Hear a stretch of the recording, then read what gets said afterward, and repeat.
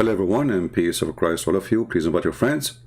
And today we are going to explore more of the true stories which happened a long time ago, where Allah, He sent His prophets to drink from the fountain of youth. And by the way, my grandfather, he drank from it, and now he is 1 day old. The fountain of youth is a true story, in case you think it's not.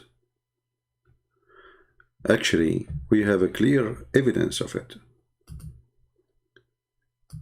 All of you, you watch The Pirate of the Caribbean.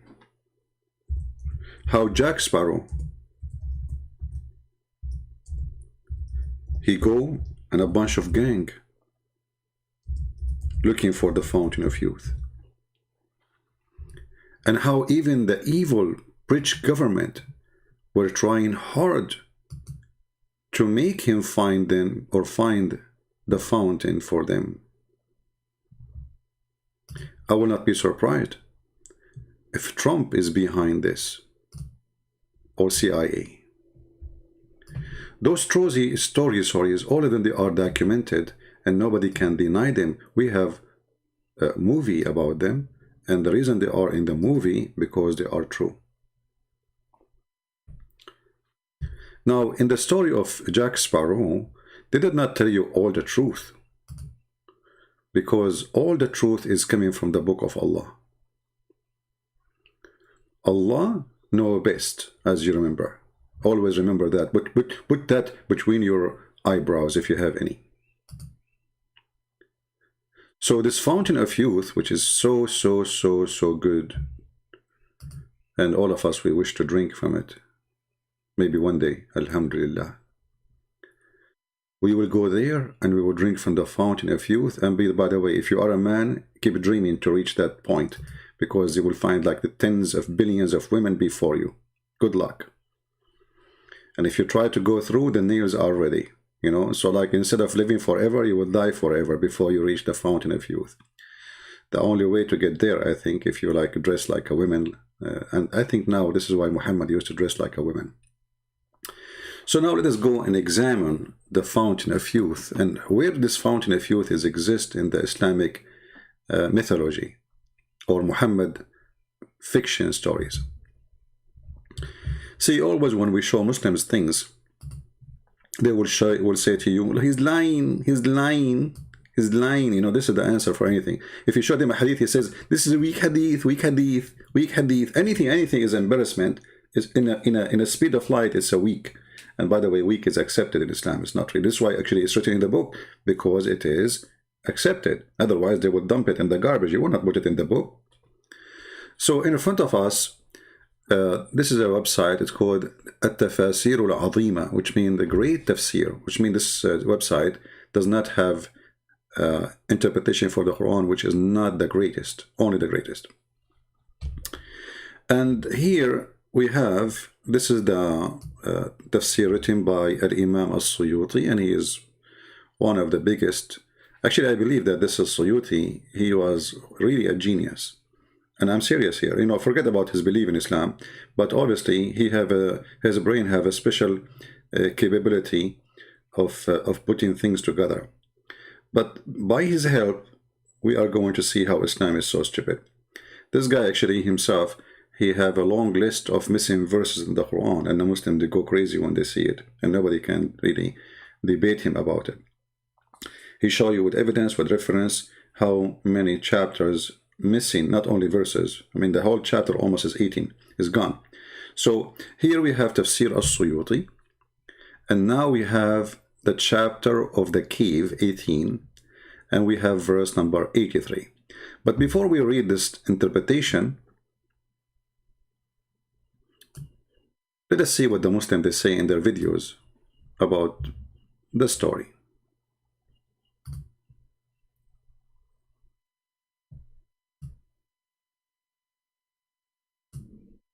Allah subhanahu wa ta'ala mentions the story of Zul-qarnain.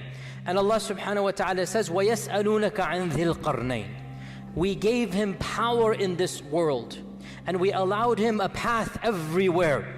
And he went to the easternmost, he went to the westernmost. There are stories mentioned in the Quran about Zul-qarnain. He was a just king. He thanked Allah subhanahu wa ta'ala.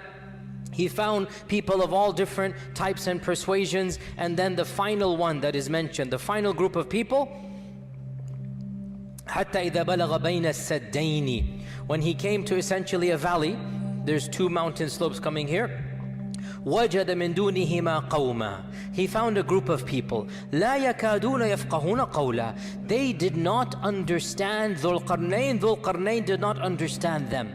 In other words, this was a civilization that had no middle ground. In the good old days, once upon a time, before Google Translate, how did people translate from one another? There were people, intermediaries, who had traveled to both lands. Inevitably you would find somebody who spoke Latin and Arabic, who spoke, this language and that language. You would find somebody. Dhul-Qarnain went to such a faraway land that the language of those people and the language of Dhul-Qarnain had no middle ground. So Allah is mentioning this is a far-flung civilization. And here you see how the stupid story started. So those people, they don't understand the language, and he have no translator for them. And then a second after, we will see that they are talking to each other.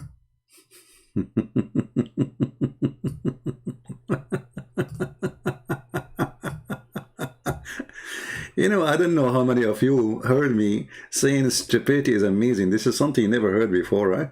Always stupidity is amazing. Amuse me, let us say. He just explained to you that this language nobody understand, and no ground for it, and no translator, correct? Well, then how this guy, they came and they spoke to him? How the Quran mentioned that nobody can understand what they are saying, and he cannot understand what he's saying, and they cannot understand what he's saying. And then it says here, until he reached between the two mountains, he found before them, this is a simple translation, a people who, they understand the word, they can understand the word, okay? And then they said, Zul-qarnain, verily Ya'juj and like a second ago you said you didn't understand the word. A second after they said, do you see the stupidity of this cult? We just heard the sheikh, I don't know, this is Mufti Mink, I don't know who's he.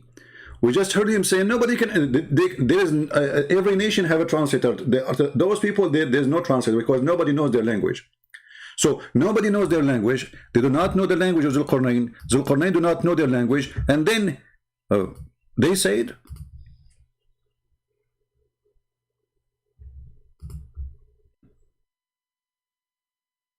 and then he said, what happened? And he said, and the sheikh, he said at that time there's no Google translator. I'm so glad he acknowledged that, because they might say that Google created by Allah. Here right away you see how the stupidity of this cult is a jumping machine. I mean, don't even they notice what they just said? He cannot understand the word and they cannot understand the word. And then after a second, they say to him,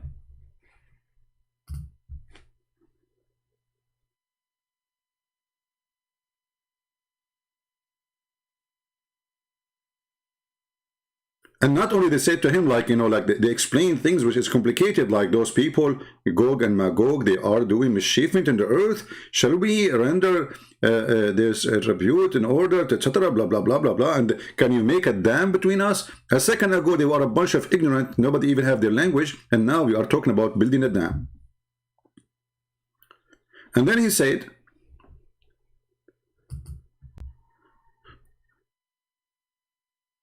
okay, Abdul, whatever Allah He gave me, I will do my best, brother and sisters. Okay, let us build a dam between them. And then things can be more technical. They do not understand him, he don't understand them. And then he said, bring me a block of iron. How in the world they knew that he want a block of iron if he don't understand the word? But anyway, this is not really our topic. I just wanted to show you that when Yasir Qadi, he says, the standard narrative has holes. I say to Yasir Qadi, it's not only the standard narrative has holes. all of you are full of holes. Your Quran is a book of holes. And how in the world Alexander the Great become a Muslim? In fact, the guy is a bisexual. I mean, this Muhammad, he made anyone he is famous a Muslim. If Muhammad was exist at that time, trust me, he will make Trump a Muslim. Anyone coming his way, I mean, Alexander the Great is a Muslim.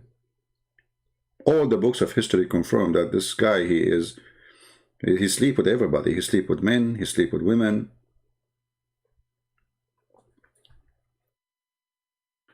But he is famous. And there is a person from Syria, he wrote a book, and this book is about a man who wear a helmet, have two horns. And this is why you see the Quran saying, the person with a two horn. I mean, have you ever heard, even, this is a God, he is telling us about a person who he sent, yet his name is the guy with the two horn. Why? He's a cow?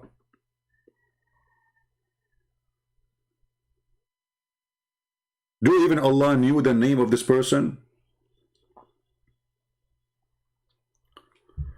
So now today, we are, we spoke before, if you remember, about the stories of Moses and the fountain of youth. If you remember, Moses, he made a speech in front of his people, and he says, oh, children of Israel. And the funny, by the way, they say Israel is not, there's nothing is called Israel. This is Palestine. But the stupid Quran keep calling them children of Israel. Obviously, the children of Israel, they are Indian from America. I mean, even your stupid book keep calling them the children of Israel. So Moses, he made a sermon, and he spoke to the children of Israel, and he told them, I am the most, he asked them, who is the most learned person among the people? Someone's asking Moses. Moses says, I am me. Come on. Me. Then Allah, he said to him, you stupid Moses, it's not you. Moses, he said, like, what? Not me? So Allah, he admonished Moses, and he told him not to ascribe all the knowledge, not ascribe to all the knowledge to Allah only. Then came to the divine inspiration. He says, yes, one of our slaves in the junction of the two seas is more learned than you. And here, by the way, translation of the junctions of the two seas is Al-Bahrain. Bahrain, the country is called Bahrain? This is where it is. The funny, if you go and see where the Bahrain is, you will see that Bahrain is connected to the Mediterranean, which is very funny. So there is a person who lives in the conjunction of the two seas, and that is Al-Bahrain, in Bahrain. And then Moses, he told to him, okay, how I can find this guy so I can learn from him, how I can meet him. Allah said to him, take a wheel, not a fish, take a wheel in a basket, and whenever the fish is lost, follow it. Look, what the heck? Follow it. How you can follow a fish, a dead fish? She's dead in the basket. Big whale.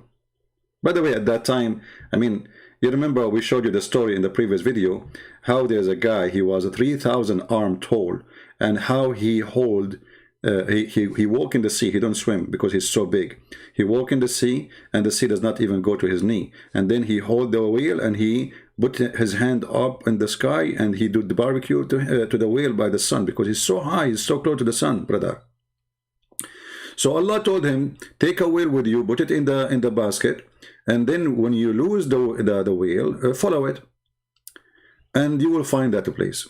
So Moses, he set out along, and he went with his attendant, Yeshua bin Nun. And here the funny part of the story. Bin in Arab, in the language in Arabic, it's coming from the Aramaic actually, means son. Nun is a whale. I mean, look, even the servant, his name, Yeshua, son of the whale. Look at this, brother. I mean, obviously, there's no fabrication in the story. So Moses now, he have to take a whale with him, and then he choose a servant, and his servant, later, by the way, he became a prophet, but this is a different story. His name is Yeshua bin Nun, the son of the whale. Unbelievable, alhamdulillah. And then they carried with him the fish, which is the whale, until they reached the rock and rested there. Until they reached the rock. I mean, is that how simple? You go all the way from Israel, all the way to Bahrain, and then you find a rock. There's only one rock in the way. Let me open the map. You see, I said to myself, I'm not going to stay long, but I don't know how to do that. Sorry. I will start making videos just without going live, by the way. So to force myself not to stay long. Because as long there is, you know, more ideas will come and things is endless. All right. So let us open the map of Prophet Google, peace be upon him. So this is the country we are talking about. It's a little island in the Persian Sea, which the Arab today, they are fighting to correct the Arab Sea, but all of us, we knew that this is the Persian Sea. They love to hijack anything. So supposedly Moses, he went all the way from Jerusalem or from Israel, wherever he was, and then all the way to Bahrain, brother. And then they found a rock. I mean, the story makes sense. I mean, think about it. Think about it. Okay, this is Israel, brother. And now, Moshe, how are you, Moshe? Are you doing good, Moshe? Okay. So Moshe now is going to take a route from Israel, brother, and he will keep going from here.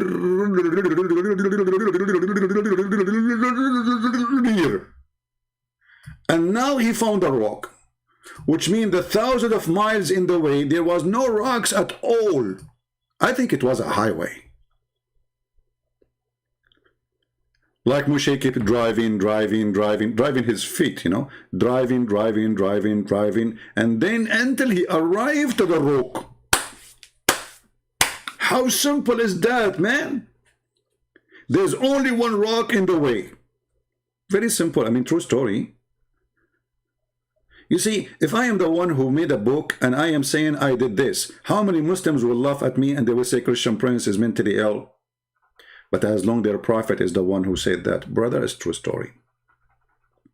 So he keep going until he find a rock, because there's no rocks at that time. No rocks. The earth was rocks free, you know.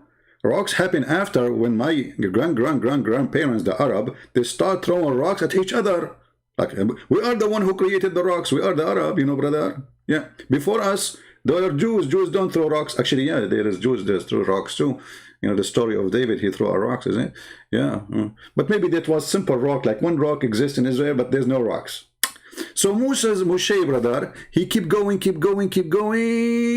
until he found the rock. Bingo. But, hey, Abdul, how Moshe, he keep walking? Did he walk in the sea or something? I mean, you see now they build a bridge. This is a newly built bridge between Bahrain and Saudi Arabia, if you see it here. But this bridge was not exist. So how Moshe was able to walk all the way to the island of Al-Bahrain? Like what? Okay, you know what, let it go. Don't, you know, I mean, come on, don't focus on the details. As they say, in the details is the devil. So Moshe, he went all the way to Bahrain. How he went, Allahu A'lam. How he did it, Allahu A'lam. Allah knows best. How he crossed the sea, Allahu A'lam. Especially they are walking, you know, as the story says. Until they arrive a rock. Let me see if I can find a rock here. If there's any rock. I need to open Google, or, you know, Google Earth. Okay, hold on. Let's do satellite thing. Oh, here we go. There's a rock here. Is that a rock? No, there's no rocks. Like, what the heck? They hide it, the kuffar? I bet you the American, they are behind hiding the rock. I cannot see the rock. Where is the rock? I see Walmart. What is the rock? Keep looking. I mean, I have a satellite and I cannot find the rock, which Moses, he found so easy. But I think, you know, I think Moses, he was using a drone or something, you know, like Those drone, you buy them from Amazon.mum. There's a rock here. No. Why is no rocks? Where is the big rock? I give up. Okay, you guys, you find the rock, okay? Take your time. So anyway, so he keep walking until he found the rock, and then next to the rock, he did what? Let us see what he did.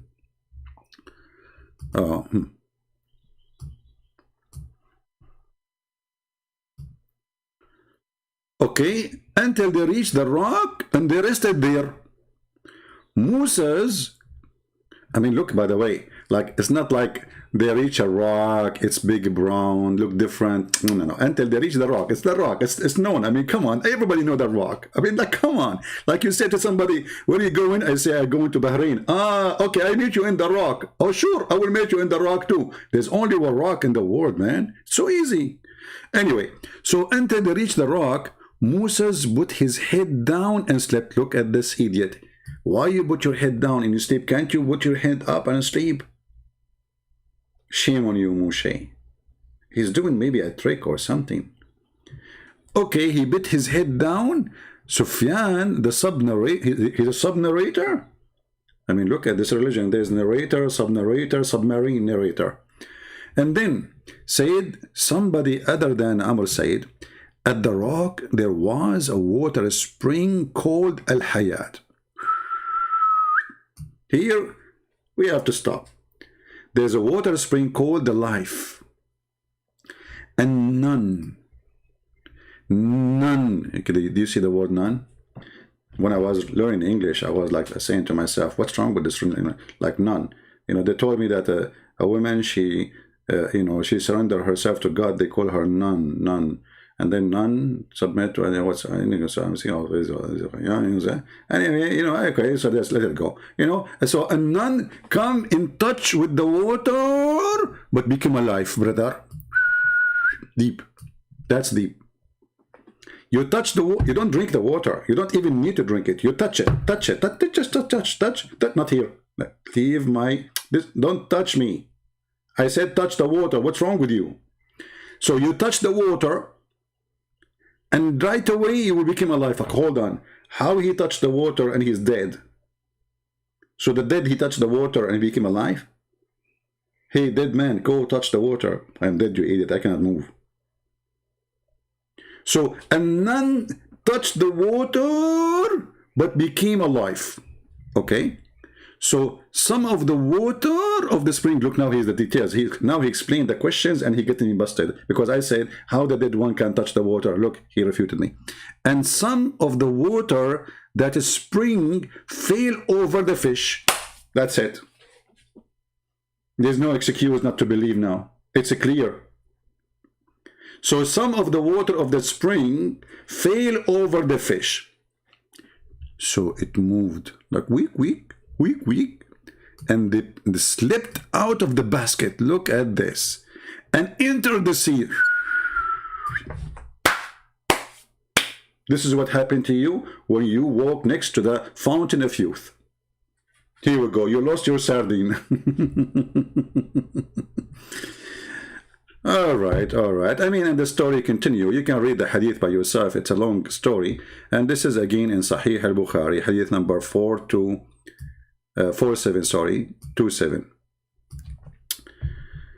All right. So now this is who? This is Moshe. And by the way, one of the comments, he said that Allah, he created this child as a kafir when Al-Khadr slew him because Allah want to teach Moshe, listen, you idiot, Allah, he created that child like a mice for laboratory to teach. So Allah, he created children so he can put them for us and we kill them so we can learn. What a stupid religion, man. So now this is the story of Moshe and the fountain of youth, as you see. Now, I'm not going to go to Jack Sparrow and discuss how Jack Sparrow, he was very evil trying to get the fountain of youth himself alone. And I'm not going to discuss how greedy they are. And here, like here, Jack Sparrow, you see, Jack Sparrow, he did not reach the fountain of youth by walking. As you see, he is using a boat. But the story of Prophet Moshe, he was walking down the street, until he reached the island of Al-Bahrain. How he crossed the sea, don't ask. Jack Sparrow, he crossed the sea by a boat, as you see, and we have evidence. And here Jack Sparrow, you know, this is, he trying to act like Moshe. He put his head down and he lay down, you know. But all of us, we knew Jack Sparrow, this after he broke his tooth. You know, remember when the guy from the ship, he hit him in his tooth. So he started saying Jack Sparrow. So here Jack Sparrow is running because they are chasing him, because they want to get the ring of the you know, the compass, where you can find the, you know, you know, the thing, you know. So, and then here, look, Jack Sparrow, he's moving his hand, supposedly, he's trying to cross the jungle, but in fact, he is putting his hand in the front of the breast of this woman. And this is exactly why Allah did not mention Jack Sparrow as a prophet, because in Islam, it is haram to put your hand over next to the breast. You have to hold them. You cannot just put it in the front to hide them. You have to hold them, and you have to suckle them. It's halal. So, Jack Sparrow, obviously, he is not a prophet. I mean, if you are confused about it, I'm making it clear for you now. All right? Now, going back to the story in the tafsir, we find that the fountain of youth is not only something mentioned about Moshe and Al-Khudr. We find that the fountain of youth have to do with Zul-qarnain, the man with the two horns, Alexander the Great. If we go down here, let's see if we can. I mean, I don't like this website, how they design it. Like they make it like a script inside the script. Let me see if I can open it in different website. Hold on, let us see.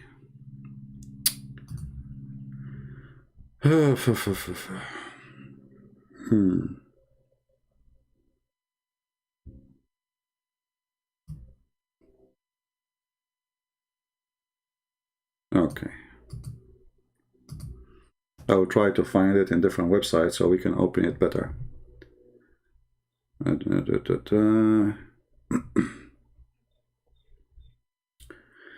We found it in Google Books. We don't want Google Books because we cannot use Google Translation. All right, we found different website here. Let us see this one. Hold on, give me a second.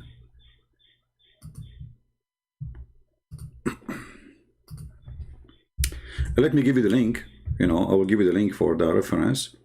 So you can see what we are talking about. And you can use Google Translation from your side. This is other website other than the one I'm showing you in the screen.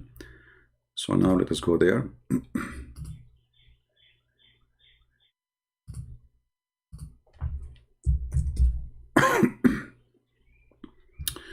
All right, so now we are opening the new website.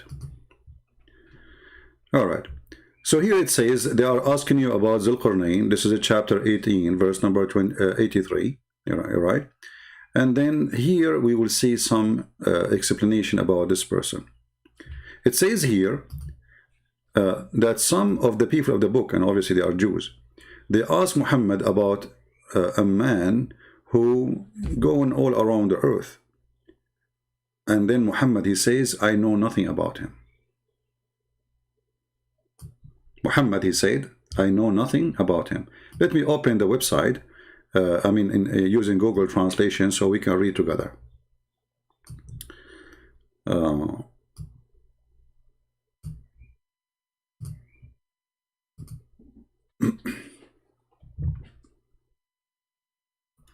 So reported that the Jewish say to the Prophet, oh Muhammad, let us go first.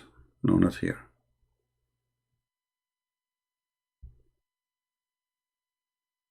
Anyway, you can read this part. Oh Muhammad, do you remember Abraham and Moses and you learn about them from us? Imagine the Arabic says, and you learn about them from us. All right, Abraham, Moses, Jesus, the prophet, you heard of them mentioned from us. Do you see it? Muhammad, he never knew about them from us.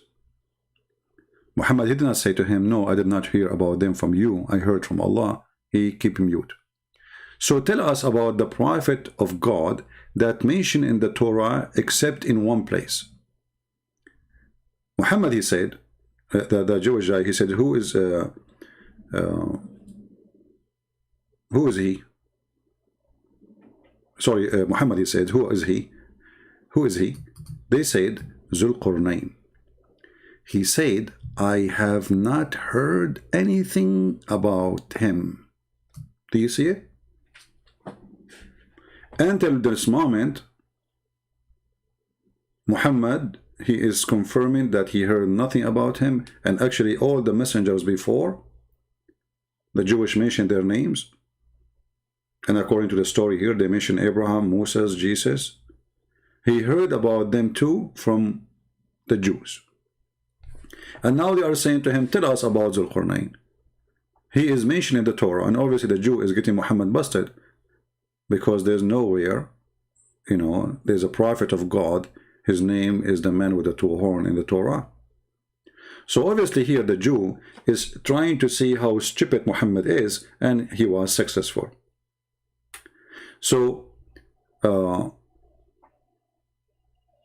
he said, I know nothing about him, I learned nothing about him. And then they went out happy because Muhammad, he could not answer. All right? But when they are leaving, brother, before you leave they leave the door, Jibreel, he come down from the ceiling. And he told Muhammad the answer about Zul-qarnain.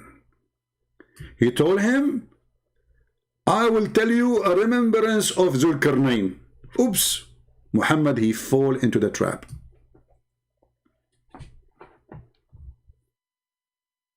Muhammad, he fall into the trap.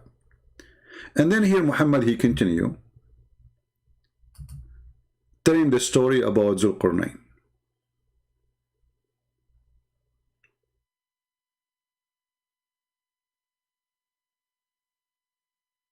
And there is a hadith actually which is very funny, where Muhammad, he said, I am not sure if Zul-qarnain even was a prophet or not. And here you ask yourself, what kind of a prophet he do not know if other prophet is a prophet or not? I mean, why he is so ignorant about the topic? How come he do not know? So the story continue. Let me see if I can find this hadith in English.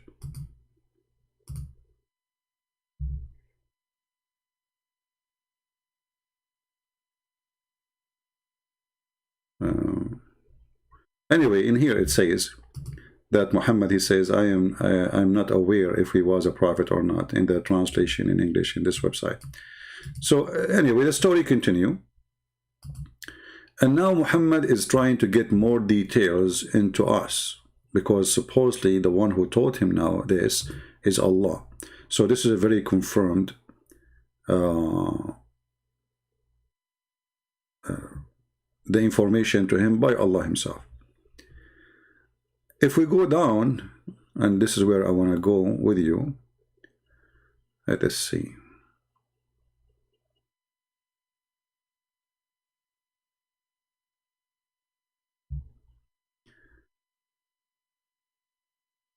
Where we will, because the the text is so long, and all of it is really stupid stories. Okay.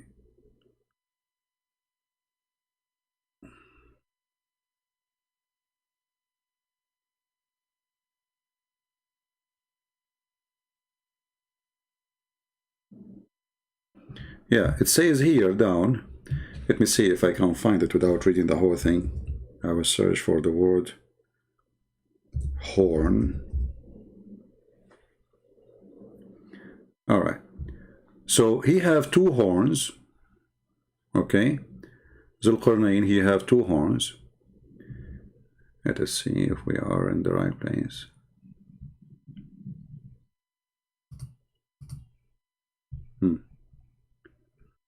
Read carefully. When they asked him, they said, was he a prophet or a king? he said, was neither a prophet or nor a king, but he was a righteous servant of Allah. Okay? And Allah loved him. Which is very weird. He is a righteous servant of Allah, and Allah loved him. Well, why Allah loved him? Let us see. And Allah advised him, so Allah spoke to him too. Now here, those hadith, they are like many contradict each other about if he is a prophet or not. Some they say he's a prophet, some they say he's not. As we showed even before, it said he is not sure if he was a prophet or not. So Muhammad, you don't know. Anyway, God sent him to his people, and they beat him on his horn. But remember, Muhammad is not sure if he is a prophet or not, but he is sent by Allah to warn the people. But this means he's a prophet and he's a messenger. If Allah, he sent him. I mean, you see how stupid the story? If Allah sent him to his people to warn them to convert to Islam and to believe in Allah, well, doesn't that make him a messenger of Allah? Very stupid story. And then, so he came to the people, said to them, convert to Islam, brother, and say Shahada. His people, they beat him, and, he died. And then God, he revived him for their jihad, to go against them. Then he sent him to his people again, and they beat him again. And then another horn came from his head after he died. So here they explain to you why Alexander the Great, he have two horns, why he's called Zul-qarnain. Because simply, he went to his people twice, asking them to convert to Islam. Each time he speak to them, they hit him with the hammer in his head, and he have a horn, and he died. He died. But there is a pimple coming from his head. This is the horn. And then after that, he start putting a hamama, which is just, you see the sheikhs, they put in the top of their head to cover the two horn, because he looked like an ant or looked like an insect. Unbelievable story. And then Allah, he bring him back to life. Alhamdulillah. The story here continue. Let us see where we will arrive.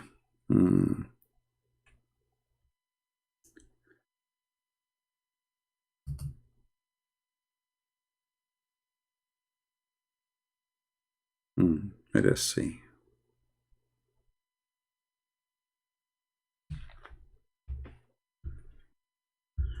Oh boy.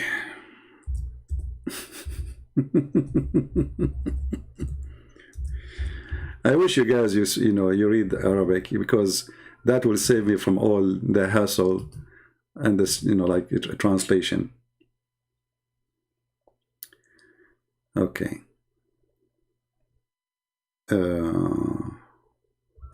Let us search for the word green to save from reading all of this. Green. Look like translation is different. Let us see. Search for the word water. Okay. Here we arrive to the story of Al-Khadr. So you will see that this man, and the Muslims, they try to deny that he is Alexander the Great. They keep saying to us he is not Alexander the Great. Here you will see that he built the city, it's called Alexandria. He built the city, it's called Alexandria. And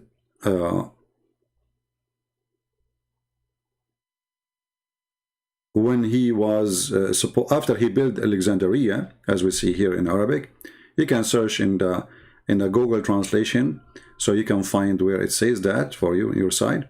It says here he came to the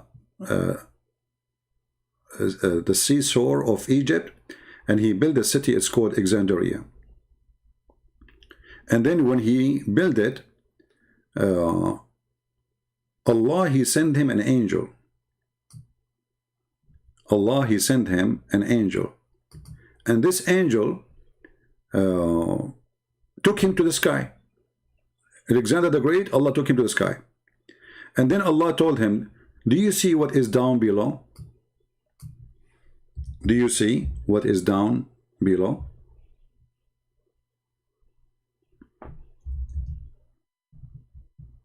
Isn't it amazing to know that Allah, he took Alexander the Great to the sky?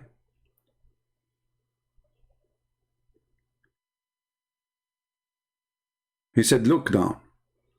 And then he says, I see my city, and I see other cities with it. Then he took him up, and then he could not recognize the cities because they became so far, maybe. And then he saw, I see only my city, and I don't see anything else. And then the angel, he says to him, all this land is, you see, Allah, He gave you the authority to rule it. That's it.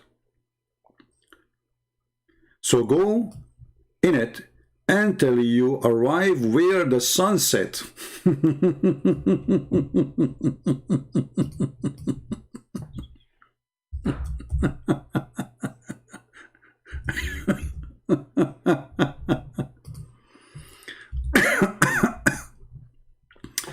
I don't know what to say.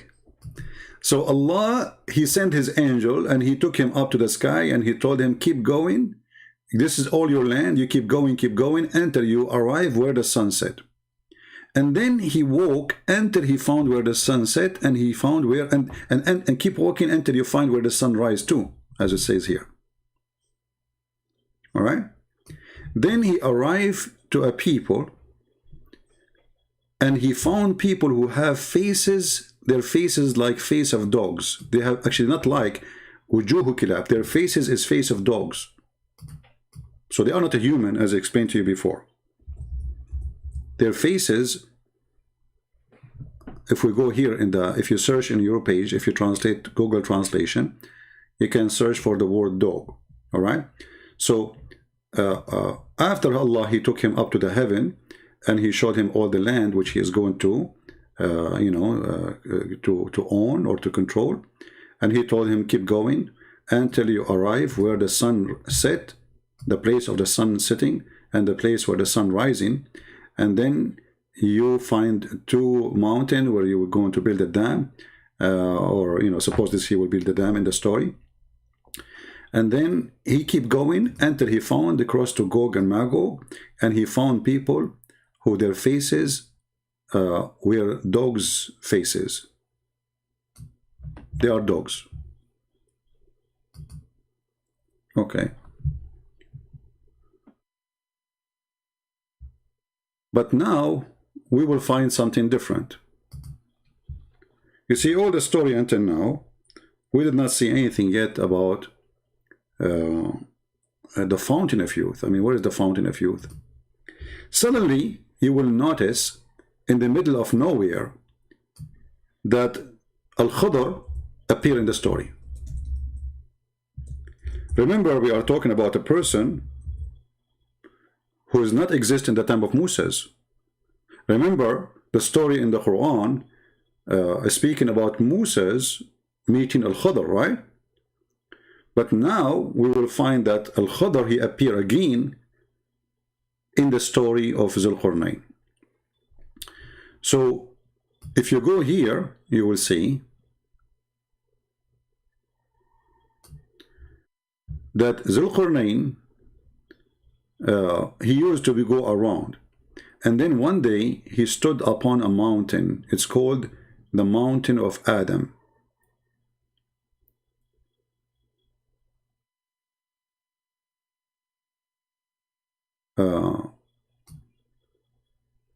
And then he found a guy, his name is Al-Khadr.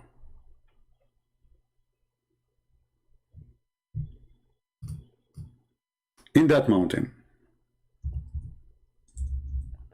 I don't know if we have any Muslims here are listening, because I found that this is kind of astonishing, stupid story. The Khadr, he said to him, and Khadr, he was a person who been given knowledge and wisdom and understanding. Hey king, do you see that paper which is hiding from the palm tree? He said, yes. He said, this is where is going to teach you about the location. What location? What is that? Maybe later we will understand more. And then he says to him, and Al-Khadr was reading from a book. So Allah, he gave him a book. Remember, this is not Al-Khadr knowledge. This is a person who Allah gave him a knowledge.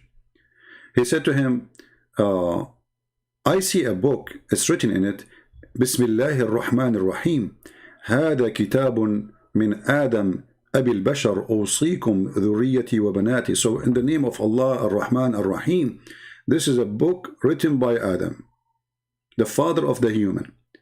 I give you my will to take care of my children and my daughters, and to be careful from my enemy and your enemy, which is Iblis, which means Shaitan. He is the reason to send me down from the Firdaus, which is supposedly the garden of Adam and Eve, to the land of the earth. And I sent down in this location. So this is where the palm tree was located. Allah, he dumped Adam there. And he said, like in this location, the one who look at it, he will find that I have 200 years of sin by one look, which is very hard to understand, you know. So I've been sent there, and I was, let us say, he was cursed by Allah, and he dumped him in that location, and he was, if you look at that location, you will find that 200, maybe 200 like jail, like Allah, he put him there for 200 years because of one sin. And then he says he studied the earth, and he studied the trees, and he said, and I did water this land from the tears of my ears. So repent to Allah. Okay. Now here, the story is over. Zul-qarnain, he read for him what he have in his book. And then Zul-qarnain, he said, or he wiped the place where Adam used to sit. And when he did that, he found that it is 180 miles. And he counted the trees in that location, he found them 900 trees. From every tear of Adam, there was like a tree coming. And then when Cain and Abel, they killed each other, or they killed one of the brother, killed the other brother, it became, those tears became a land. And this land cry blood.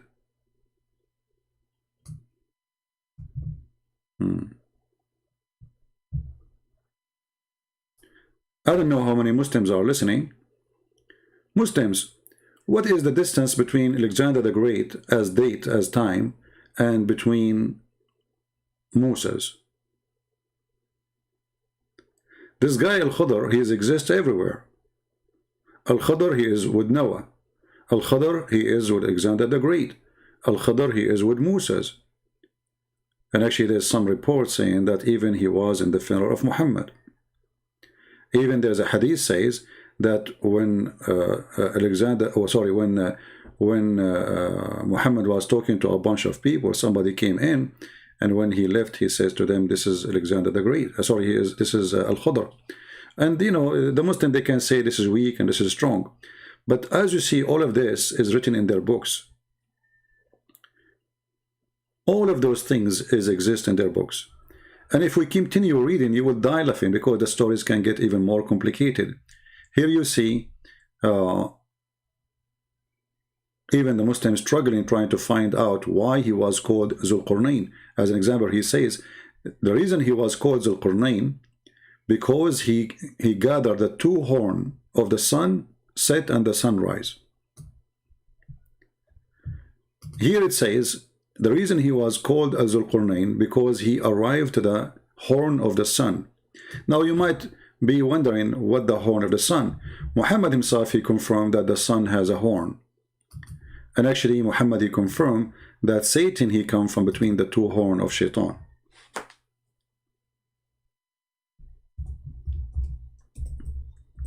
And maybe I have to stop here, because that video will go forever if we want to read the whole thing. And maybe we can continue later. So if we read here, let us see. As you see, Muhammad is beyond recognition of science. Muhammad is the biggest scientist. So Muhammad, he believed that Shaitan, he have horn. And the same Muhammad believed that Zul-qarnain have a horn. Two horn. Shaitan has two horns, Zul-qarnain have two horns. As you see. And Muhammad, he said something very funny. I don't know why the Muslim did not translate it here. See, translation is gone. He said, don't pray when the sun rises, and don't pray when the sun set. Okay, why? Let me see if I can find it in different translation, a different hadith. All right, here we go. We found it in different one.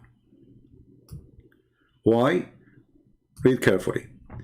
Aisha, may Allah pleased with her, said, Umar, may Allah pleased with him, said, it's not correct, rather the message of Allah only forbid. He said, don't seek a prayer when the sun is rising or when the sun is setting, for it is the rise between the horn of Shaitan. So when Zul-qarnain, he arrived where the sun set, and he arrived where the sun rise, he arrived to the two horn of Shaitan, because the sunrise from between the two horn of Shaitan, and the sunrise from between, or set from between the two horn, or between the two horn of Satan.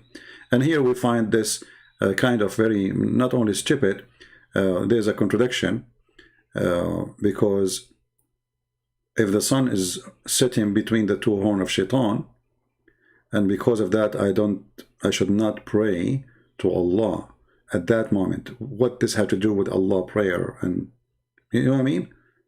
I mean, let us say for the sake of argument, okay, this is a story reporting a true event. There's a Shaitan. Let us draw Mr. Shaitan. He have two horns.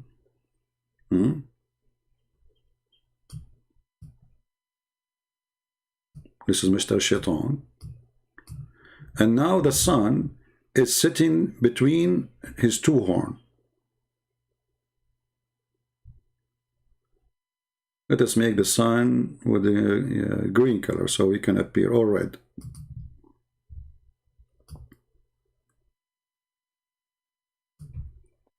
So the sun now is going down between the two horns of Shaitan. Why the Muslim cannot pray to Allah? What is the connection? What is the reason? What is going to happen if we pray to Allah while the sun is sitting between the two horns of Shaitan? Any Muslim can tell us?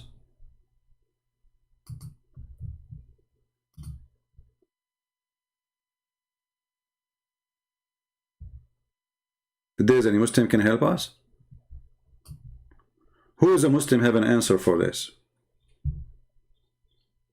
The sun now is sitting between the two horns of Shaitan. And by the way, this is what NASA found, right? So, why I cannot pray at that moment? What will happen? Any Muhammadan?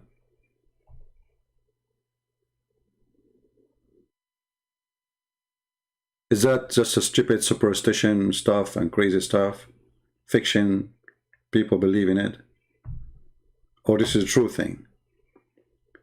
Was Muhammad informed by Allah that there is something dangerous will happen to the Muslims if they pray at that moment where the sun is sitting between the two horns of Shaitan, or when the sun is rising from between the two horns of Shaitan?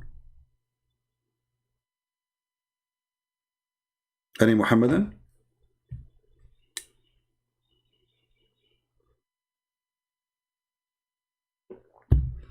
You know, I wish I can finish all the reading, but as you see, this is very long, and that will take me really for long to finish it. And I'm trying to make my videos shorter. But as you see, the fountain of youth is exist in the time of Muhammad, sorry, in the time of Al-Qadr. And later we will find it exists in the time of Zul-qarnain. And we will find that Zul-qarnain, he went all the way trying to find the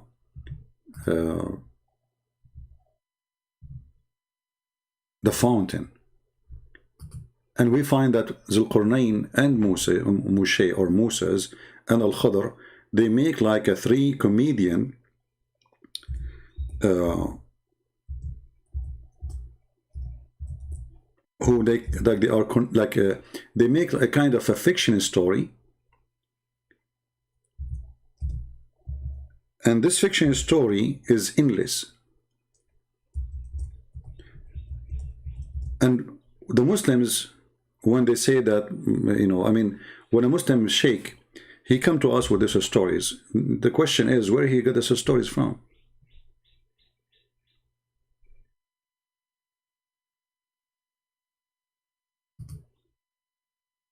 And by the way, this exists even in the book of Ibn Kathir, and exists in many, many books.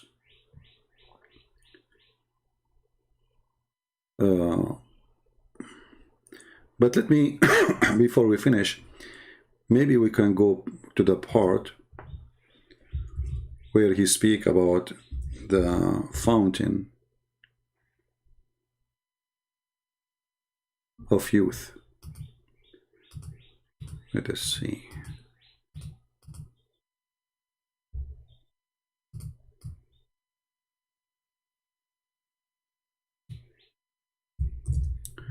Let us go back to the page.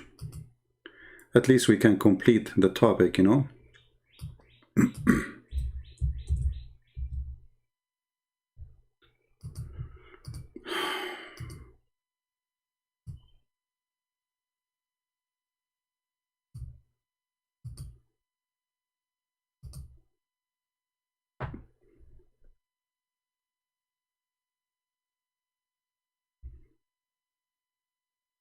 Let us see.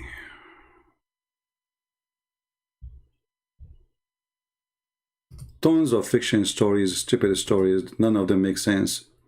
But why I'm not surprised? Very normal. This is what Islam is about.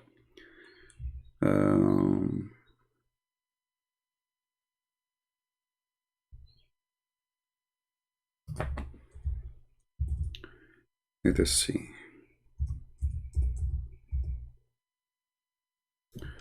All right. Here we find the part where they are talking about the fountain of youth. Let us clean the screen from the drawing. And then we go to the Google translation. Just give me a second.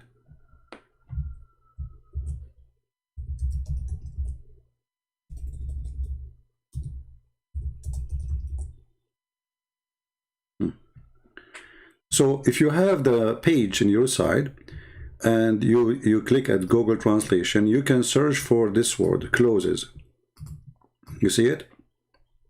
And then you will find the part, because as you see, it's not a page, it's almost like the whole book is there. So the story is saying that they arrive to a water well or a spring of water.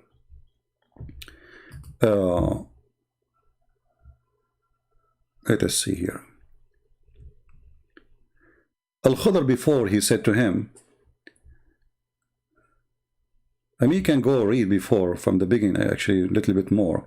You will see talking about how many soldiers he have, that Zul-qarnain, in each place he go, he stay for 12 years. You see, each time he arrived to a place, he stay in that place for 12 years until he arrived where the sun set, and then he camped and he gathered his soldiers, and then it says the soldiers, they said to him, and the scholars, his scholars, they told him, we are afraid of this darkness, like the bath you are taking. And we seek you not to go in the path where nobody went before, the path of darkness. Don't take us there. Don't take us in the path of Adam. Blah blah blah blah. And then they keep talking about it here, and then the story continue. And then he keep walking, and then he saw a lot of females.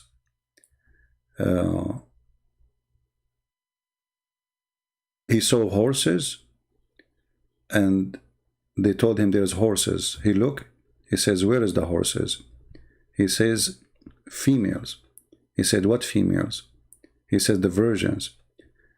So he chose 6,000 of female virgin horse. And then he chose from his soldiers 6,000. I mean, I know, like, when you are reading this, nothing makes sense, right? But I mean, this is what it is, what we can do. Like, sometimes people, they say to me, I mean, your translation is really confusing. My friend, it's not my translation confusing you. The story is confusing. The story is stupid. What can I do? So if I say to you, 6,000 virgin female horse, you will say virgin female horse. You might think I'm making a mistake, but this is what it is. What I would do. And then he chose 6,000 of his men. And then he made the Al-Khudr a leader of 2,000 of them. Okay? But in the translation, for some reason, the word Al-Khudr is not coming, you know? So, here we go, it says actually. And he gave Al-Khudr the command of 2,000 horsemen. All right, so Al-Khudr now became a leader in the army of Zul-qarnain. And while Al-Khudr, he was walking, Zul-qarnain came to him from his house, and Zul-qarnain, he went down to the house of Al-Khudr. And while the Khudr, he was walking in darkness. I mean, look at the connection. How he is in the house, and now he is walking in the darkness. Don't ask me. So he was walking in darkness, and the people, they went away from him, and then he throws some like a dice, made from like a ruby, something like this. He threw it, and it fell in the edge of water spring.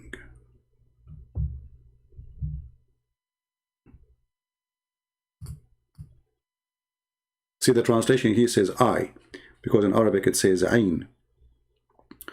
So it fell in the edge of a water spring. All right? And that is supposedly where we go to the point where he got to the place of the fountain. So obviously Al-Khudr, he went there, or he was there for a reason. He want to give wisdom, advice to Zul-qarnain. And somehow you will find here that Zul-qarnain is Allah. And actually I will make a short video to prove to you that Zul-qarnain is Allah. I know that Muslims will go crazy, will say this is not true. Even the Quran says he is our servant. But you will see how we prove it easy, that obviously Zul-qarnain is Allah himself, based on the story which Muhammad, he said. So the story continue. Actually, if we go and read in different books, there's many books speaking about those things, which all of them is funny and stupid, even more stupid than those stories here. We will find, let me see if I can find you something else. Hold on.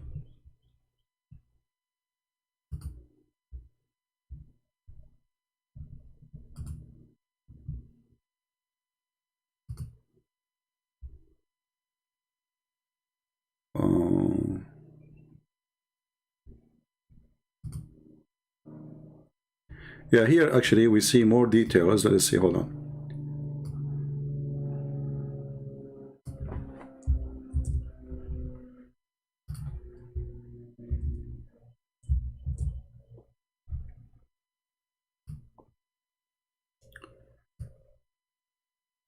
See, here there's a part is not mentioned in this page, is not appearing. I'm not sure why.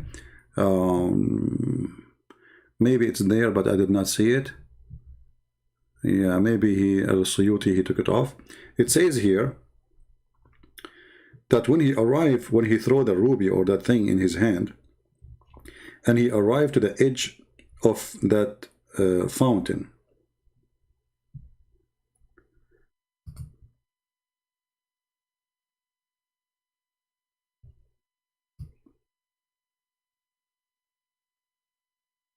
when Al-Khudr, he said to him, you are seeking a bath of darkness, and this bath many of us cannot see. So what you will do with the darkness, which means how you can walk through it. if we, like, let's say we walk and we don't see our way, etc. And then Al-Khudr, he gave Zul-qarnain a red ruby. And he said to him, if you arrive to the darkness, throw this ruby in the ground. If this ruby, or if the ground is green, then those who they are in the darkness, they have to come back. So Zul-qarnain, he took it and he went. All right, he took the ruby. And Al-Khudr, he noticed what Zul-qarnain he want. What he want? He want the fountain of youth. And Zul-qarnain, he is hiding, what he in his heart he want. He did not tell Al-Khudr that I am seeking to find the fountain of youth. So he keep walking, and then he thought that the fountain of youth, let me use Google Translation. I will post this link for you, so you can open it from your side too. Give me a second.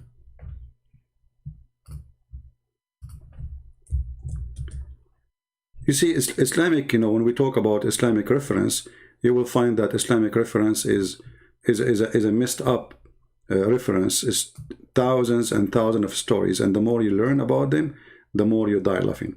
Let me give you the link here. You can open the same link, and you can click at Google Translation, as you see, and then you can read with me what I am reading. All right. Let us see. Yeah. So Zul-qarnain, in the time of Al-Khudr, he is trying to find where is the fountain of youth. And actually, even if you go in the title, if you translate, let us see if we translate the whole thing. Click at the side of the page, translate to English. You'll find the title saying, read with me carefully, the story of Zul-qarnain and his request for the eye of life in the darkness.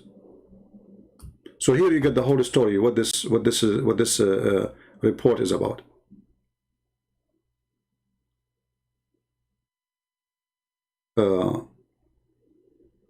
Zul-qarnain, he wanted to find the fountain of youth. Zul-qarnain, all his trip, all his mission, all his fight, all his wars, Alexander the Great, for one simple reason. He want to find the fountain of youth. I will let you read it all. I mean, this is endless, as you see. You can search, you can do your own study, you can make notes. Sadly, most of you do not know Arabic, but those who know Arabic, they will enjoy it more because they can read the original text. But as you see, this is the most stupid cult ever come to existence. It's not only it's a collection of fairy tales of the old or the ancient, but it is stupid fairy tales. And suddenly the stupid fairy tales became part of a book, it's called Quran. And suddenly the fairy tales of the ancient, which is a fairy tale for the kids, became a book of God, and became God talking and God teaching. And then there's billions of people, they believe in such a stupid story. So here you will see that they are discussing how Zul-qarnain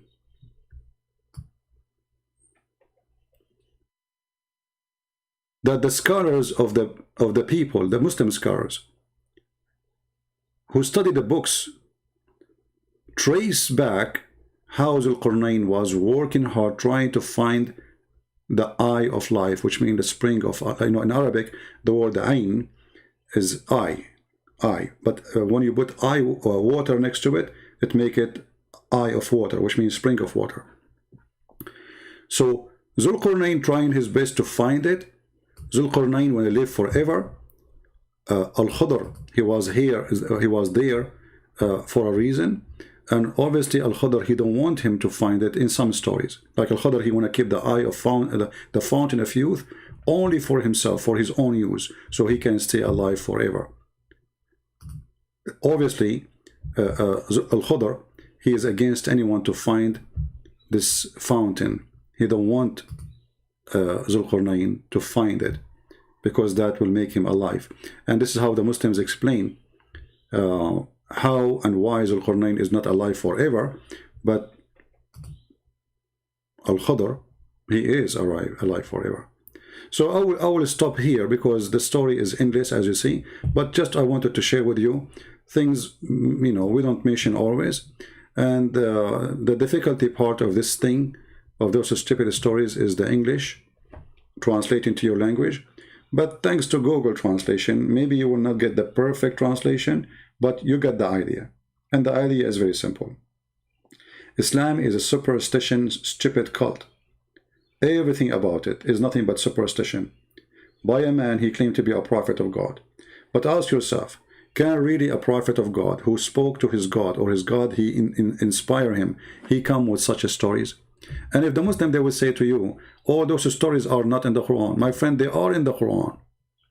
As you see, this is Zul-qarnain in the Quran. He found where the sun set, he found where the sun rise. So when those scholars, they are coming to you with the stories, and most of it is coming either from your prophet or from his companions, and speaking about this person, he arrived, entered, he found where the sun set and where the sun rise. That is in the Quran. And then the Muslims, in order to avoid the disaster and the stupidity of the Quran, they say, oh, he he did not really say, the verse does not say he found where the sun set. No, he did not say that the sun set in murky water. This is how it appeared to him. Anyone see the word appear to him? Anyone see the word he thought? It is Allah who is talking. The Jews, they asked the man, tell us, they asked Muhammad, tell us about Zul-qarnain. Muhammad, he said, and we show you the interpretation, saying, I know nothing about him. Then Jibreel came to him right away. And Muhammad, and by the way, some story says it took him a few weeks, so the story of right away is very funny. So Jibreel told him, and now Allah is talking. Allah is the one mentioning here, says, until he came to the rising place of the sun. Where is the rising place of the sun? The sun rises everywhere. You do not need to go anywhere to find the rising place of the sun. That is stupid to say. So when they try to explain, they try to say to you, oh, this is how it looked like. You know, he saw it rising, but it's not really. But no, hold on. It says, until he came to the rising place of the sun. So here there's two things. There's timing and there's location. And he found it rising on a people. He found people near it. And then if you continue, you will find that this guy, he continue before it actually, where he found where the sun sitting. Enter when he reached the sitting place of the sun. It's a place he reached. What happened there? The sunset. He found it. It's Allah is not saying he thought. You see, Allah is reporting the story. He found it. He report a find. Not he thought. And the funny, the Muslim, they say to us, the Quran is an amazing language. So can't Allah he use, instead of he found, he thought? Is Allah like, is your God Allah stupid? If you want to say he thought, he will say he thought. He did not say he thought, he says he found it. And even the Sayyid Muhammad himself, he confirmed that the sun set in a murky water. Was Muhammad unaware and he have wrong understanding of the verse too? And you Muslims, you have better understanding? Isn't it this is your prophet saying that?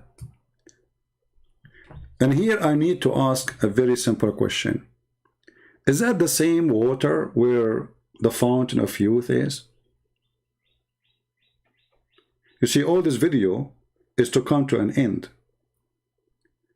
Remember, the Quran speak about where the sun set. It said what? You see, the Muslims, when they try to fabricate answer, they say, oh, it's like when you see the sea, when the sun set in the sea, the guy he thought it is the sea where it goes inside. It says here spring. The sea is not a spring. It's so clear. It is, the sea is not a spring of water. And if you Muslim, you claim that Allah, He speak perfect Arabic as you claim, then Allah, He uses stupid language to say spring of water if it is a sea. Because a spring of water is something small. It's a spring of water. All of us, we know it's spring of water. So here the sun set in the spring of water. The spring of water is where the fountain of youth. The spring of water is where Al-Khadr in the story we showed you is seeking to find. Are you seeing the connection we are trying to do? The reference we showed you from Tafsir al-Suyuti and other tafsir, as we saw here. This tafsir here is to lead us to one thing, that Zul-qarnain was trying to seek an eye of water, a spring of water. Zul-qarnain, he arrived to the eye of water. And the Quran confirmed that. And he found there the sun sitting there. Al-Khadr, he drank from the fountain of water. And he did live forever because he drank from the fountain of water. Al-Khadr, he gave him a ruby, and he said when you arrived at the darkness, Al-Khadr, he don't want him to keep walking to find the fountain, or let us say he found it, but he did not dare to continue walking because it became so dark. So he gave him a ruby. He says to him, when you arrive to the darkness, throw it in the ground, and if the ground scream or something like that, you back up, you go back. So all the stories lead us to one thing. This is a cartoon. This cannot be from God. And when the Muslims try to defend their cult by saying all kind of fiction stories, that the Quran never say the sun set in murky water. Actually, if you search right now in Google, in YouTube, sorry,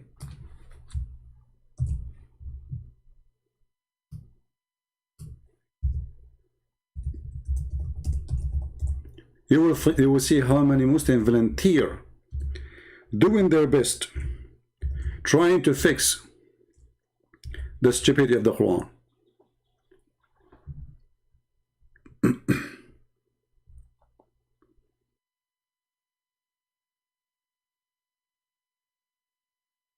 Let us see.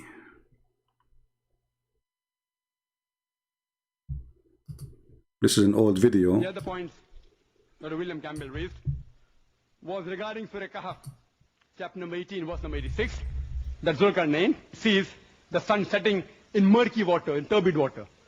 Imagine sun setting in murky water, unscientific. Imagine. The Arabic word used here is, it is wajada, meaning it appeared to Zul-qarnain. William Campbell knows Arabic. See, this guy, he don't speak Arabic, by the way. He became expert in Arabic. The word there in Arabic, wajada, wajada, it means appear. The word wajada, we can go right now to the dictionary. The word wajada means he found, and even actually the Islamic translation, not even one of them says it appear. It says he found it. So this is the stupid Zul-qarnain.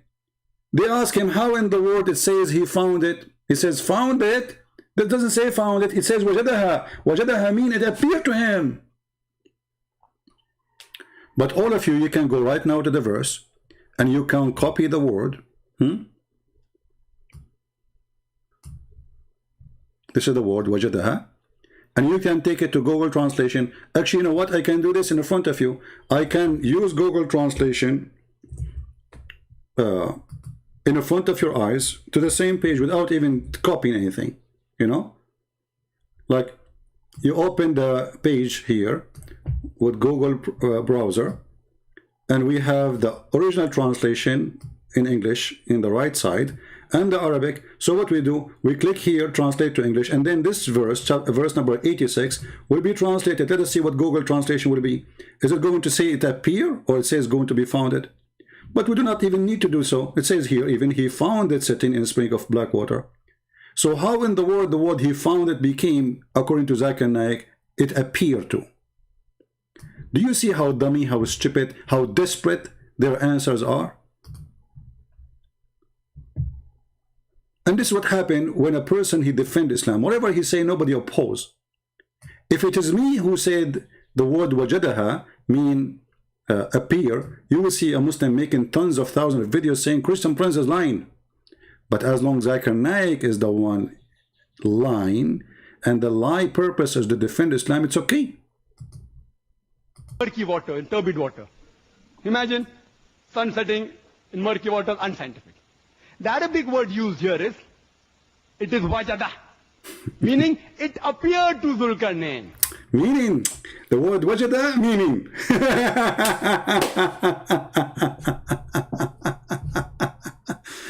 And with this, I want to say thank you guys for being here. I hope that you found where the sun set today. And I hope that you guys, you get some more clue about where to find the fountain of youth. So all of you, you can grow young again. And you can be very handsome, good looking, like me, alhamdulillah. And you can be young like me, alhamdulillah. And, you know, I wish I can share with you some of the water of Zul-qarnain, the fountain of youth.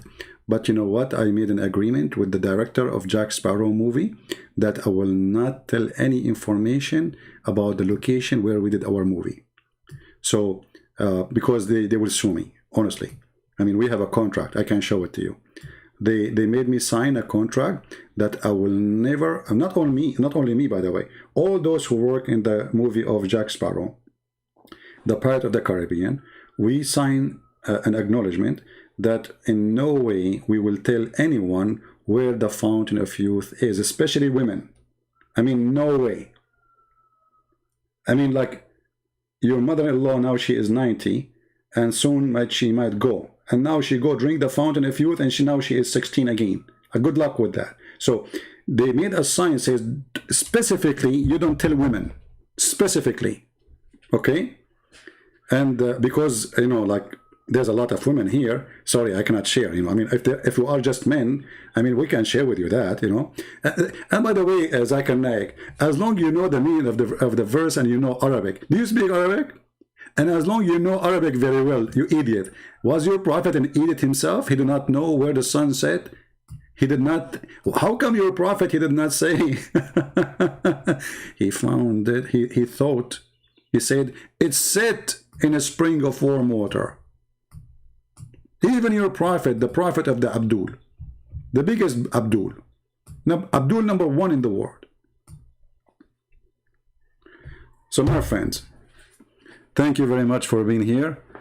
And I know now many women, they will be upset from me because I'm not going to tell you where's the water. Please forgive me. I made a promise.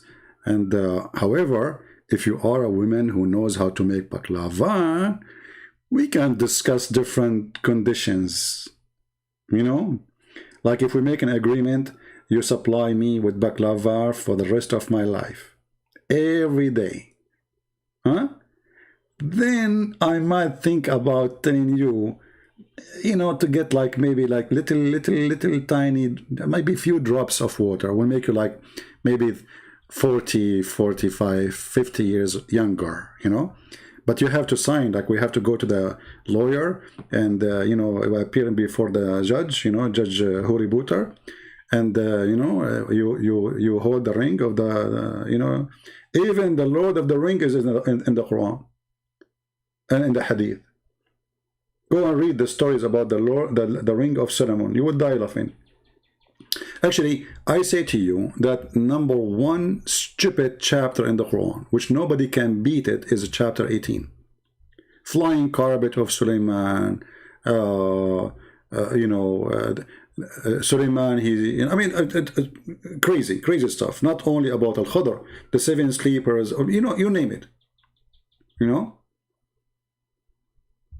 Look at this story. Look how beautiful it is. You know, look at this, look. This is the most funny stories ever. Chapter 27 and chapter 18 are the ones who they are really very, very funny and very stupid. And actually here, just to show you one thing here, the stupidity. In chapter 18, there's a verse which I find very amusing. They asked Muhammad, those who they are, the, you know, the Christian they speak about, those who they've been chased by an infidel king, they want to kill them because they became Christians. How many they are? How many? I mean, very simple question. He's not asking them science. How many they were? So Muhammad now, he don't know really what he is going to answer. He don't dare to say anything. So look what he said. He said, Allah told me the following. Some, they say they were 3 and their dog is number 4. And some, they say they are 5 and their dog is number 6. Guessing the unseen. Yet others, they say they were 7 and their dog is number 8. Okay, now Allah will give you the answer. Oh, Muhammad, say, only Allah knows their true number. What the heck? So what the purpose of this verse? They're asking you how many they are. So the coward Muhammad, he is afraid to say the number and then he will get wrong. They will get him busted. So some they say they are 3 and their dog is number 4. Some they say they are 5 and their dog is number 6. Some they say they are 6 and their dog is number 7. Some they say they are 7 and their dog is number 8. And then the answer is, okay, Muhammad, tell them Allah knows best. And not only that, he says, only Allah knows their numbers, and then none knows them but few. Like, what the heck? So what is the number? I mean, what is this complication all is about? Just tell them the number. He don't know. He's afraid to tell them the number. People will laugh at him. The story name you eat it's called the 7 sleepers. I mean, isn't it obvious what is the story? What is the number? It's called the story, the name of the book, the 7 sleepers. And Muhammad is still, he don't dare to give the answer. And as long there's a few people they knew, okay, tell us what the numbers. Because already it's not a secret. I mean, what is the big deal? Are we going to tell us about nukes? Is that like you will unveil the location of the fountain of youth? Tell us, then even this one, Muhammad, he cannot answer. And here you see a mistake in the Arabic. He says that some they say they are 3 and their dog is number 4. Have you ever heard in any language somebody says 3 and their dog is number 4? Actually, it doesn't say number 4. وَرَابِعَهُمْ, and the fourth is the dog. You don't say the 4th is a dog. He is not a human. You say 3 and 1 dog. In no language you say such a thing. This is stupid. Muhammad, he considered the dog is a human. The fact, even the word here, kalbahum, is false written in Arabic. The original word is kali'ahum. Kali'ahum. In the story which is written by an Aramaic Syrian bishop, I believe his name is Yaqub.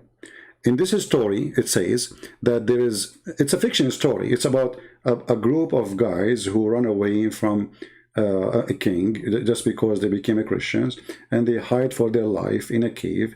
And then God, he sent an angel, and that angel was kali'ahum, not kalbahum. So the stupid Muhammad, instead of getting the word kali'ahum, he said kalbahum. Either Muhammad was the fool or the one who wrote the Quran for Muhammad. He got it wrong because of maybe the way it's written close to each other.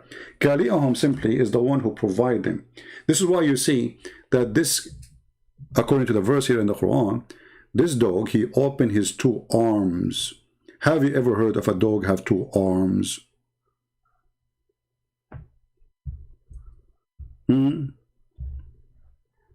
Since when?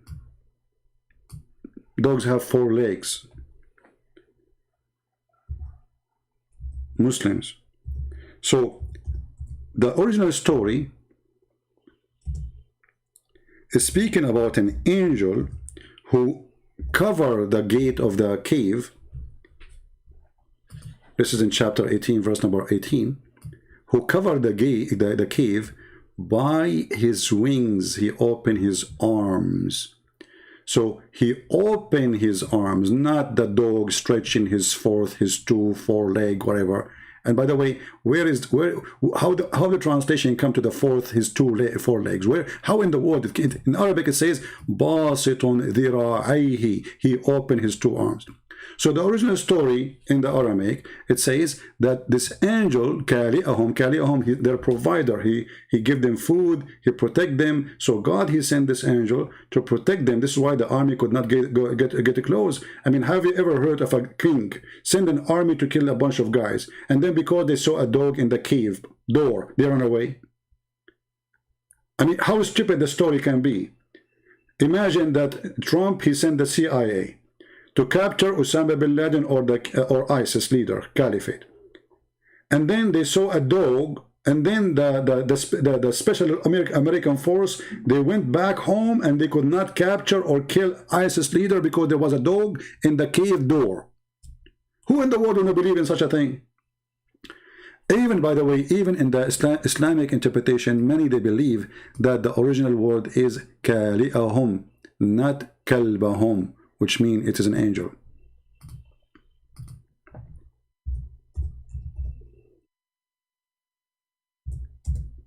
Maybe we can make a video about it. We should.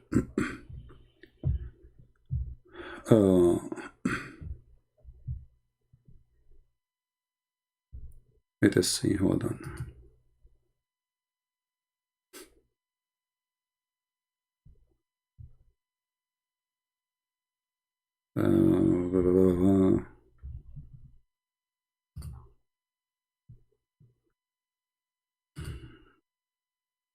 And the funny, even Muslims, by the way, acknowledge that there must be an error in the Quranic text.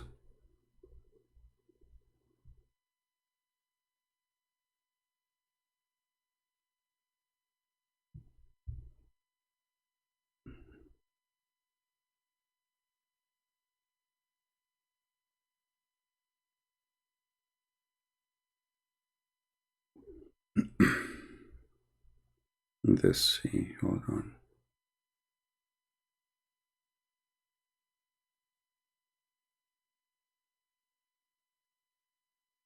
Anyway, I can make a video about it. See, I said half hour ago I have to go, and I said to you, bye-bye everybody. I believe, can you believe it? That's why I don't want to go live no more. I will make short videos and post them, because the short video we are talking about already now is 1 hour 32 minutes. Do you see how short it is? It's very short.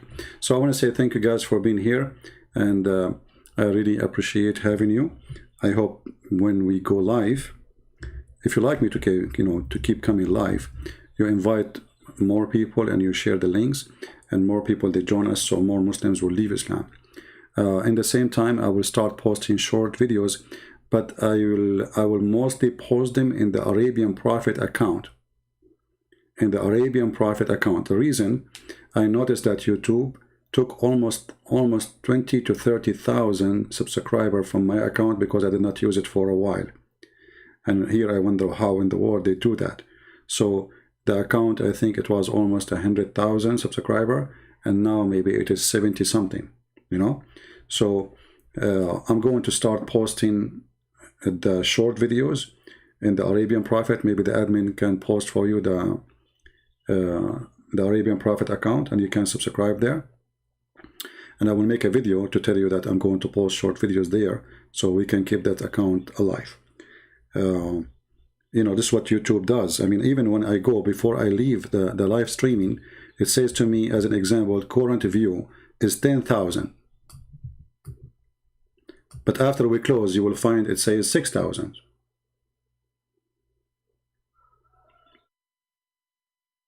See, there is something always fishy with this YouTube thing, you know. Current view now is 1,000, sorry, and then it says the total playback is 8,165. So it should appear 8,165. Let us see when I'm done. Check and see what the number will be, and then you will find it's like 6,000 or maybe 5. So how the 8,000 switch to 5,000 or 6,000? You know, people subscribe and then they come again. They found themselves unsubscribe, and obviously they did something to my other account, the Arabian Prophet, from more than 100,000. Now I have, I think, last time I looked, it was maybe 70 something. I forgot how much, how many. So we will start posting in the Arabian Prophet account short videos. And please subscribe to that channel so you can join us in the short videos. And then maybe I will go live in this one. So still we will use both, all right? We will see. Anyway, I want to say thank you guys for being here. And I hope all of you found the location of the Fountain of Youth, even though I was trying my best to hide my GPS. So none of you will find where is the location of the Fountain of Youth, because I live very close to it. And actually all my neighbors are very young, especially the ladies of my neighbors. I gave them water from the Fountain of Youth in exchange of an agreement. They cook for me and they make salad. One she makes salad, one she clean the house, one she clean my car, and the other one she go and do shopping for me, and the other one she wash dishes in exchange of giving them some water from the Fountain of Youth. And for sure those ladies are very happy, because finally they do not need to use makeup. They are so good looking now, and they feel so young for real, you know. And their husband, this is the only problem, their husband looks so old compared to them. And now they are thinking of divorcing those husbands because they don't match. I mean, come on. You married your husband 40 years ago, and now he's maybe 60 years old. And now, like, look what? You know, you are 17 years old. Like, come on, you are not going to stay with somebody who's 16. Hello? Yeah, you know, and I told them, why you don't give a drop of water to your husband? They said, no way, we need a new husband. Enough is enough. So anyway, they are free to do things. You know, they have their own way of thinking. Allah gave a freedom for the women, brother. Allah protect women freedom, women rights. Islam provide women rights. Yeah. And one of their rights, favorite rights, is Allah will allow the Muslim men to beat them. This is the right for you to be beaten by a man. Very wonderful. Alhamdulillah. Thank you very much. May the Lord bless you all. And I will see you soon again, maybe tomorrow. Christ is Lord.